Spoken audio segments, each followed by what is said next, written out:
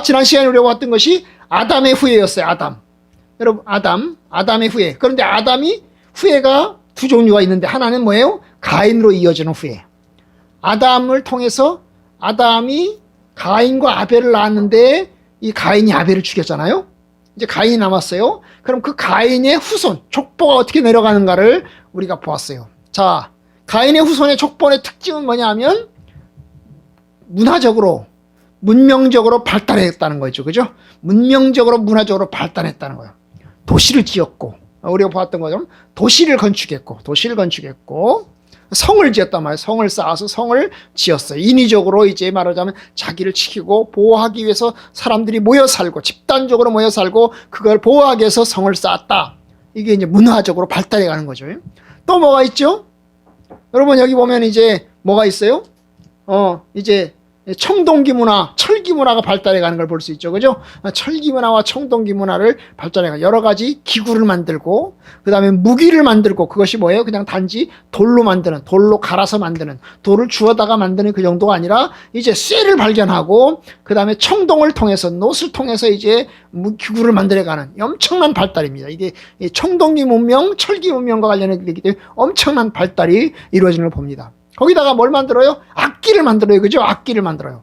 여러분, 이 악기를 만드는 거 대단해요. 악기를 만드는 거 대단합니다. 여러분, 악기를 만든다는 건 뭐예요? 그만큼 어떤 면에서 여유가 있고, 또 여흥도 즐길 줄 아는, 그죠? 여흥도 즐길 줄 아는 그런 거죠. 그죠? 예, 그런 면에서 굉장히 문화적으로 발달해 가는 것을 볼 수 있어요. 근데 반면 또다시 부정적인 의미에서의 또 문제들이 있어요. 뭐예요? 일부 다처가 나오죠. 여기서 일부 다처가 나왔죠? 일부 다처. 그래서 이 라멕이라는 사람이 두 명의 부인을 동시에 거느렸다. 그래서 일부 다처가 이제 시작되는 것을 볼 수 있고, 또 뭐가 문제가 있어요? 여러분, 이 라멕이라는 사람이 어때요? 사람을 죽여요.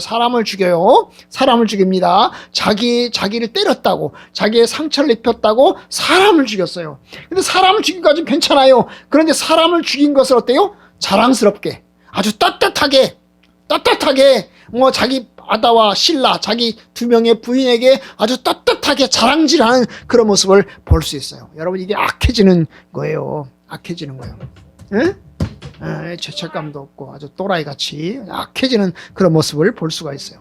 여러분, 이게 이제 아담의 후예, 특별히 가인을 통해서 이루어지는 후예의 모습입니다. 자, 오늘 이제 또 다른 후예가 나와요. 아담의 후예, 또 다른 후예가 나와요. 누굴까요? 바로 셋이라고 하는 아들을 통해서 시작되는 또 다른 후예의 모습을 볼 수가 있어요. 자, 25절. 아담이 다시 자기 아내와 동침함에 그가 아들을 낳아 그의 이름을 셋이라 하였다. 그래서 셋.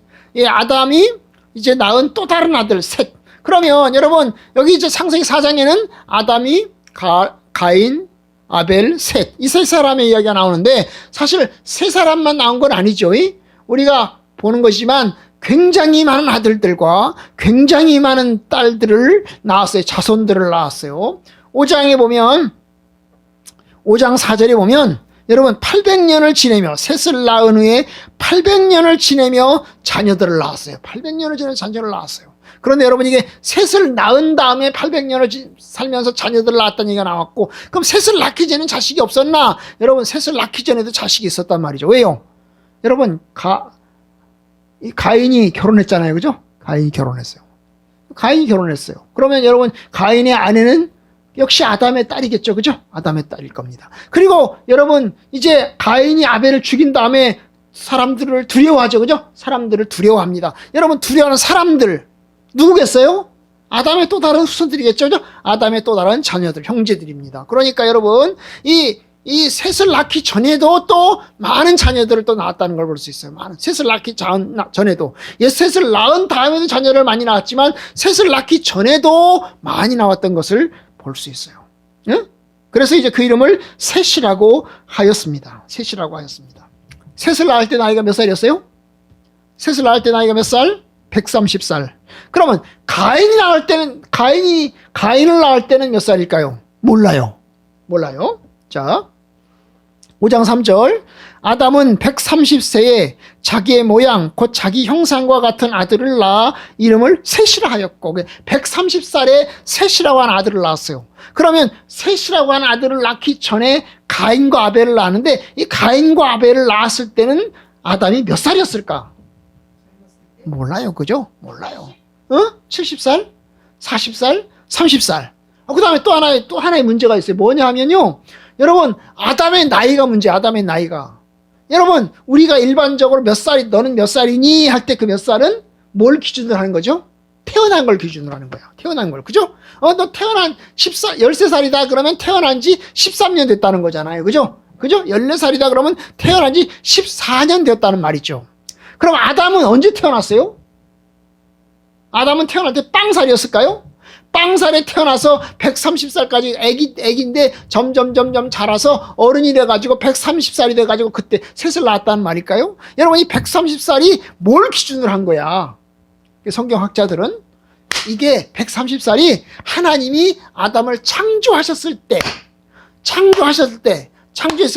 몇 살 나이로 창조했을지 모르겠지만 아담의 나이가 창조되었을 때를 기준으로 해서 130년이다. 130년이다. 이렇게 이야기하는 사람도 있고요. 또 어떤 사람들은요, 아니, 창조되었을 때를 기준으로 하지 말고, 에덴 동산에서 쫓겨났을 때부터. 왜냐면, 에덴 동산에서 쫓겨나기 전에는 언제 얼마나 살았는지 몰라. 나이를 셀 수가 없어. 얼마나 살았는지 몰라. 근데 에덴 동산에서 쫓겨난 다음부터 130년이 지났다. 이렇게 봅니다. 어떻게 맞을까요? 잘 몰라요. 잘 몰라요. 우리가 이제 하나님 나라 가면, 하나님 앞에 가서 한번 물어봐야 돼요. 아담이 130살에 셋을 낳았다는데, 그 130살이 언제를 기준으로 한 겁니까? 실제로, 여러분, 도대체 언제 창조를 기준으로 한 겁니까? 타락을 기준으로 한 겁니까? 도대체 뭡니까? 출생? 아담은 출생하지 않았잖아요. 그죠? 아담은 출생하지 않았기, 태어나지 않았기 때문에 이 130살이라는 것이 도대체 130살이라는 것이 출생을 안 했기 때문에 이게 뭘 기준으로 한 건지가 명확하지 않아요. 이제 보겠지만 다음부터는 셋의 후손들부터는 이제 몇 살에 누구를 낳고 몇 살 때 죽었다. 이게 이제 출생을 기준으로 한 거기 때문에 명확해요. 아담은 명확하지 않아요. 그러나 어쨌든 간에 가능성은 뭐다?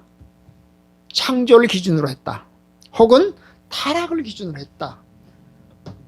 어느 게 좀 더 맞을 것 같아? 자, 창조를 기준으로 했을 거라. 타락을 기준으로 했을 거다. 에덴 동산에 쫓겨날 때를 기준으로 했을 거다. 저도 타락을 기준으로 해서 에덴 동산에서 쫓겨났을 때를 기준으로 해서 130년이 되었을 거다라고 생각해요. 그러면 여러분, 이 130년 동안 쫓겨난 다음부터 130년 동안 셋이 태어날 때까지 자식을 얼마나 많이 낳았겠어요? 그죠? 몇십 명을 낳았겠죠? 그죠? 몇십 명을 낳았을 거예요. 그 몇십 명 중에 한 명이 가인이고 아벨이고 그 다음에 가인의 부인이고 그 다음에 가인이 아벨을 죽였을 때 가인이 두려워한 사람이 되었을 거라고요. 그죠? 그것을 왔을 것입니다. 예, 그런 130년이면은 여러분 아들과 딸들만 난 게 아니라 손자도 태어나고 증손자도 태어날 가능성이 있죠? 예, 태어날 가능성이 있어요. 자, 어쨌든 간에 이제 셋을 낳습니다. 셋을 낳아요. 세 번째 아들 셋을 낳습니다. 그래서 이제 거기다가 이름을 붙여요. 이는 하나님이 내게 가인을 주신 아벨 대신에 다른 씨를 주셨다 함이라. 자, 이 얘기를 들으면 아들은 없을 것 같은 느낌. 이 얘기를 들으면. 왜냐하면 아벨을 죽인 대신 하나님이 다른 자식을 주셨다. 그럼 거의 이제 뭐예요? 거의 125살, 126살 아벨을 죽이고 난 다음에 얼마 지나지 않아서 바로 아벨을 주셨다고 생각해도 괜찮죠? 그죠? 예, 그래도 괜찮아요. 그죠? 자, 그렇게 생각할 수 있어요. 자, 그래서 이제 다른 자식을 주셨다 하면서 셋이라는 이름을 붙입니다. 붙여요. 셋이라는 이름을 붙여요. 그런데 그 셋이 여기 보면 이제 5장 3절에 보면 아담이 자기 모양 곧 자기 형상과 같은 아들을 낳았다 그랬죠. 자기 모양, 자기 형상과 같은 아들을 낳았다. 여러분, 그러니까 셋이 누구를 닮았다는 거죠? 아담을 닮았다는 거죠. 아담을 닮았다. 아담이 자기를 똑 닮은 자기를 똑 닮은 아들을 낳았다는 거죠. 그럼 가인은 안 닮았을까요? 가인도 아담을 닮지 않았겠어요? 그죠? 아벨도 닮았을 거고, 그 다음에 셋도 닮았을 텐데, 여기 보면 특별히 이제 셋을 자기 모양, 그죠? 자기 모양, 자기 형상과 같은 아들을 낳았다 하는데 의미를 두고 있어요. 이 창세기 기자는 이 셋에다가 셋을 아주 특별하게 바라보고 있는 것을 볼 수 있어요.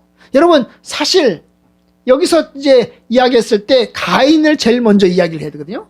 130살에 자기 모양, 자기 형상과 같은 아들을 낳아 이름을 가인이라고 하였으며 이런 이름을 지어야 되는데 가인의 이름은 빼버렸어요.